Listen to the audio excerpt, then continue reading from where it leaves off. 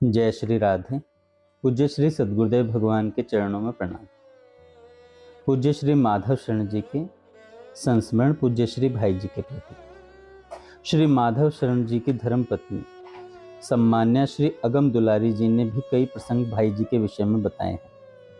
आइए उनका पहला प्रसंग सुनते हैं। ममता मूर्ति मेरे भाई जी। परम पूज्य भाई जी का मेरे ऊपर अपार वात्सल्य था। वे मुझे सदा अगमा बेटी कहते।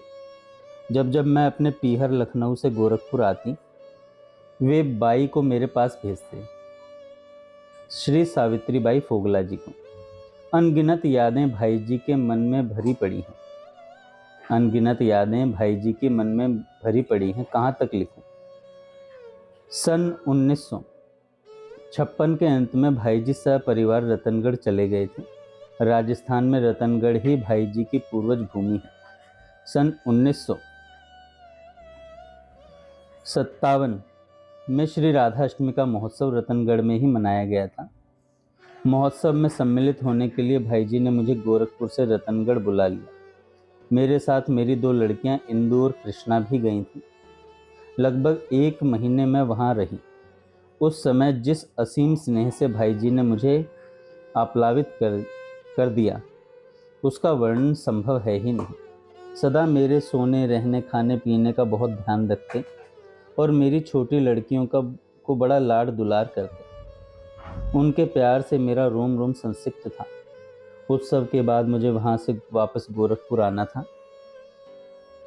जब वहां से चलने का दिन आया तो मेरे मन में यह इच्छा जाग उठी कि उत्सव की झांकी में जिन साड़ियों का उपयोग किया गया था, उसमें से एक साड़ी प्रसादी के रूप में यदि मुझे मिल जाती तो कितना अच्छा होता।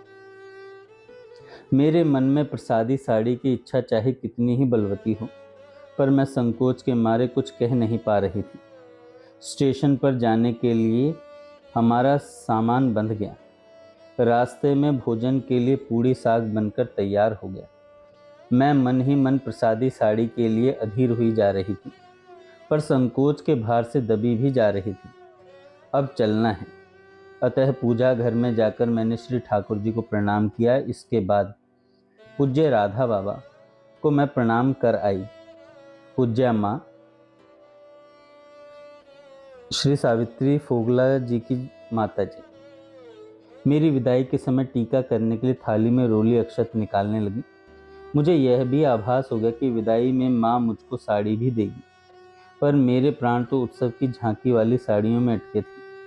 मन में प्रसादी साड़ी का चिंतन गहराई से हो रहा था, पर मैं नहीं समझ पा रही थी कि क्या करूं और उसमें से कोई साड़ी कैसे मांगूं। उसी समय भाई जी घर के भीतर गए और जल्दी मचाते हुए बोले, अरे तुम क्या कर रही हो? देर करने से ट्रेन छूट जाएगी। माँ जी रोली अक्षत वाली थाली टीका करने के लिए आगे आई। उनके पीछे पीछे बाई भी थी। प्रसादी साड़ी के लिए मन तो विवल हो ही रहा था। अब भाई जी से बिछुड़कर जाने की भावना ने मन को और अधिक कातर बना दिया। मैं कातर होकर भाई जी की ओर देखने लगी। मेरी वाणी अवरुद्ध हो गई। तभी अचानक माँ जी ने भाई जी से बोला, अरे राधा अष्टमी में उतनी साड़ियाँ लगाई गई थीं झांकी सजाने के लिए, उन्हीं में से एक साड़ी लाकर इसे दो ना। मैं नहीं जानती, मैं न तब भी जान सकी थी और न अब तक जान पाई कि भाई जी को मेरे मन की बात कैसे ज्ञात हो गई। भाई जी के इन प्यार भरे शब्दों को सुनकर मेरी भावनाओं में उफान आ गया। भावों को संयमित कर सकना कठिन हो गया। भाई जी के स्नेह निर्देश के बाद ज्यों ही बाई उनमें से एक साड़ी ले आई और ज्यों ही उस साड़ी को मेरे आंचल में माँ जी ने डाला, मैं बेकाबू हो उठी और मेरे नेत्रों से आंसुओं की धारा बह चली। अपने संतान के मन की बातों को जान लेने वाले ममता मूर्ति मेरे भाई जी मुझसे बोले, अरे पगली रोती क्यों है? प्रसन्नता पूर्वक जाना चाहिए। आंसू पहुँचते पहुँचते मैं माँ जी को, बाबूजी यानी भाई जी को, सबको प्रणाम करके अपनी लड़कियों के साथ स्टेशन चली गई। उनके ममत्व का एक प्रसंग तो कभी भूलता ही नहीं। पहले गीता वाटिका में भाई जी का सत्संग प्रातःकाल रोज 1 घंटा हुआ करता था और होता था कोठी के बाहरी बरामदे में। उस समय गीता वाटिका में केवल एक ही विशाल कोठी थी जिसमें भाई जी रहा करते थे। आजकल गीता वाटिका में प्रवेश करने के लिए अति विशाल 2 मुख्य द्वार हैं। पहले एक छोटा सा प्रवेश द्वार था जो ठीक बीच में था। उस छोटे प्रवेश द्वार के फाटक में घुसते ही सामने वाली कोठी दिखलाई देती थी और कोठी के व्यक्ति को प्रवेश करता हुआ व्यक्ति दिखलाई दे जाता था। उस कोठी के बाहरी बरामदे में भाई जी फाटक की ओर मुंह करके बैठते थे और अपना प्रवचन दिया करते थे। सत्संगी भाई लोग प्रवचन सुनने के लिए समय से आकर अपने अपने स्थान पर बैठ जाया करते थे। आगे चलकर प्रवचन का कार्यक्रम श्री राधा अष्टमी पांडाल में होने लग गया। पर मैं उस समय की बात कह रही हूँ जब प्रवचन बरामदे में हुआ करता था। गीता वाटिका के बगल में ही एक किराए के मकान में मैं सपरिवार रहा करती थी। प्रवचन सुनने के लिए जाया करती थी। घर में चाहे जितना काम हो उन सबको छोड़कर मैं प्रतिदिन जाती थी और भाई जी के मध्य में यह बात भली प्रकार से थी भाई जी के ध्यान में यह बात भली प्रकार से थी कि मेरी अगमा बेटी सत्संग में बिना नागा आया करती है। सन 1948 या 49 के आसपास की बात होगी। श्री गोस्वामी चाचा जी, पूज्य श्री चिमनलाल गोस्वामी जी के घर के आंगन में रोज रात्रि के समय रासलीला हुआ करती थी। सभी लोग रासलीला देखने के लिए जाया करते थे।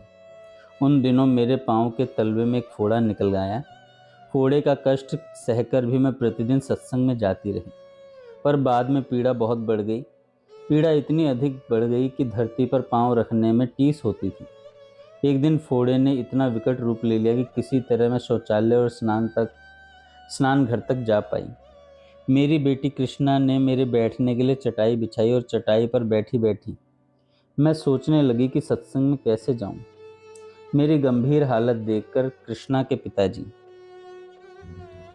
ने कहा, माधव शरणजी श्रीवास्तव जी ने, सत्संग के लिए रिक्शे पर बैठकर चली जाओ। भले उन्होंने ऐसा कहा, पर मुझे बहुत संकोच का अनुभव हुआ, यह सोचकर कि जब रिक्शा फाटक में प्रवेश करेगा तो भाई जी देख लेंगे कि यह रिक्शा पर आ रही है और फिर सोचने लगेंगे कि आज यह रिक्शे पर क्यों आ रही है। यह सब सोचकर मैं सत्संग में नहीं गई। सारे दिन मन उदास रहा। फोड़े के कष्ट से इतनी अधिक परेशान थी कि अगले दिन भी सत्संग में जाना नहीं हो पाया। अपने घर में बड़ा दुख मनाती हुई मैं चटाई पर बैठी हुई थी। उधर सत्संग के पूर्ण होने पर भाई जी ने कृष्णा के पिताजी को बुलाकर पूछा, 2 दिन से अगमा सत्संग में नहीं आ रही। वह तो कभी भी नागा नहीं करती थी, क्या बात है? कृष्णा के पिताजी ने फोड़े के कष्ट वाली बात भाई जी को बता दी। ज्यों ही भाई जी ने सुना, वे सारे काम छोड़कर मुझे देखने के लिए तुरंत चल पड़े। उनके साथ साथ श्री गोस्वामी चाचा जी भी थे और पीछे पीछे चल रहे थे कृष्णा के पिताजी। घर आकर भाई जी मेरे पास बिछी हुई एक दूसरी चटाई पर ही बैठ गए। मैंने हड़बड़ाकर कहा, अरे भाई जी, इस चौकी पर बैठिए। यहाँ क्यों बैठ गए? उन्होंने मेरी बात को अनसुनी करके कहा, पहले मुझे अपना फोड़ा दिखा दो। इतना कहते कहते उन्होंने मेरा पाँव झट से पकड़ लिया। मैं घबरा उठी कि क्या यह उचित है कि मेरे पूज्य ही मेरे पैरों को पकड़ें। मैं रुआसी होकर कहने लगी, यह क्या कर रहे हैं आप? भाई जी, मेरे पाँव को हाथ न लगाइए आप, यह ठीक नहीं। वे किसी तरह भी नहीं माने। मेरा अनुरोध व्यर्थ गया।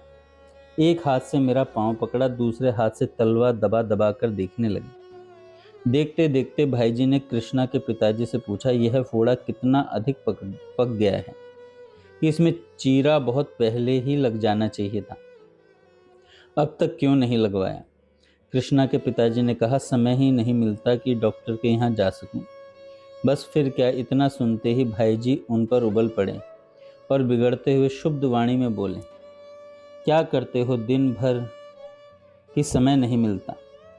कृष्णा के पिताजी ने कहा, आजकल कल्याण कल्पतरु के विशेषांक का काम हो रहा है, जो कम नहीं है।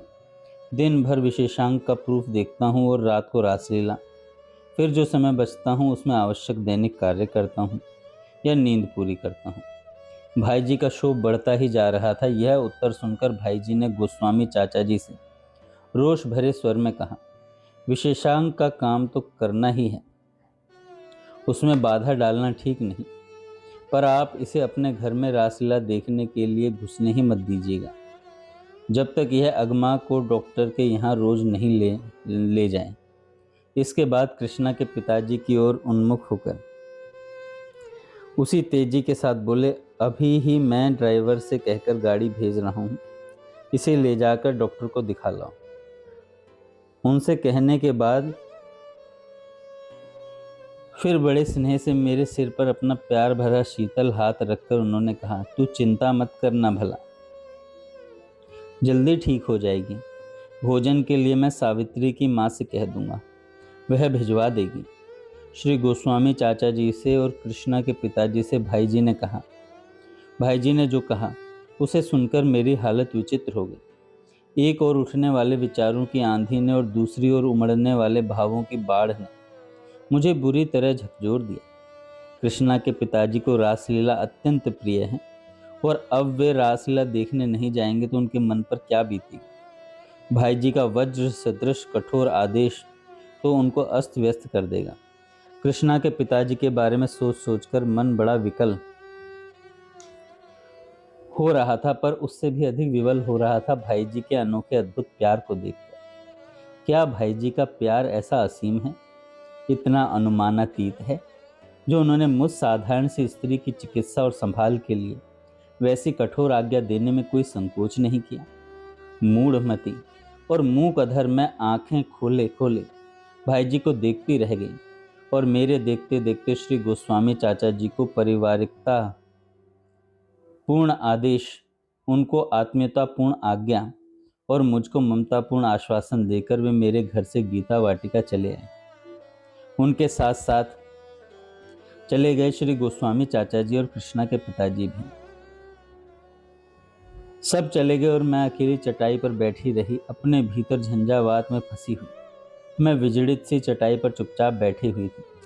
कुछ ही मिनट के बाद कृष्णा के पिताजी लौटकर मेरे पास आए। मैंने देखा कि वे बड़े भाव विभोर हो रहे हैं। मेरे द्वारा जिज्ञासा किए जाने के बाद भी वे कुछ बोल नहीं पाए। उनका कंठ अवरुद्ध था। थोड़ी देर बाद जब वे कुछ प्रकृति स्थित हुए तो बोले। जब भाई जी आगे बढ़ गए तो गोस्वामी चाचा जी ने मेरे कंधे पर हाथ रखा और बड़े मीठे स्वर में कहा, ऐसी अच्छी रासलीला देखने का अवसर हाथ से खो देना ठीक नहीं है। श्री भाई जी के आदेश अनुसार कृष्णा की माँ की चिकित्सा और संभाल में अब तुमको पूरा समय देना ही है, पर जहाँ तक विशेषांक के प्रूफ को देखने की बात है, तुम्हारा वह काम मैं कर लिया करूँगा। मैं वे प्रूफ रात को थोड़ा जगकर देख लिया करूँगा, जिससे तुम रासलीला के सुख से वंचित न रह सको। उनसे ये सब बातें सुनकर ज़्यादा विभोर तो मैं हो उठी। भाई जी की तरह श्री गोस्वामी चाचा जी के ऊपर भी कल्याण कल्पतरु के संपादन का भार कम नहीं था। इतना भार होते हुए भी उन पर कार्यभार चाहे जितना हो, वे रासलीला के इतने अधिक अनुरागी थे कि वे रास के स्वरूपों को रोज कंधे पर बैठाकर अपने घर भोजन कराने के लिए लाते थे और भोजनों उपरांत वैसे ही कंधे पर बिठाकर वापस पहुंचाते थे। इस घनी व्यस्तता के बीच कृष्णा के पिताजी के कार्य का दायित्व स्वीकार करके उन्होंने अपना कार्यभार बहुत ज़्यादा बढ़ा लिया। उन दिनों श्री गोस्वामी चाचा जी के घर पर बिजली नहीं थी। रासलीला हो जाने के बाद मिट्टी के तेल की लालटेन जलाकर रात को वे उन प्रूफों को देखा करते थे, जो कृष्णा के पिताजी के जिम्मे का काम था। गोस्वामी चाचा जी के ममतोद्भुत सहयोग के फल स्वरूप वे रासलीला के दर्शन का भी सुख ले सके और भाई जी की आज्ञा का पालन भी हुआ। पूज्य भाई जी के महाप्रयाण के उपरांत श्री माधव शरण जी ने 4 छंद श्रद्धांजलि के रूप में लिखे थे। इनमें भाई जी के व्यक्तित्व का अद्भुत रूप से चित्रण है। ये चारों छंद वाटिका के लगभग सभी उत्सवों के अवसरों पर सर्वांत में गाए जाते हैं। ये 4 छंद अत्यधिक लोकप्रिय हुए। इनका रसास्वादन पाठकगण करें और जब जब परम भागवत महाभावोदधि धर्म मूर्ति पूज्य भाई जी का उत्सव मनाया जाए, तब तब सर्वांत में इन 4 छंदों का सस्वर गान होना चाहिए। ये 4 छंद पूज्य भाई जी की समाधि पर लोह पट्ट पर ऑयल पेंट से लिख करके टंगे हुए हैं। जिन चरणों के नीचे पन पे हुए बड़े हम हुए खड़े, उन चरणों की ही छाया में रज राखी में रहें पड़े। जिन चरणों ने हम दीनों को राधा जू का दासत्व दिया, वे ही शतदल चरण हमारे हृदय पटल पर रहें जड़े। जय श्री राधे।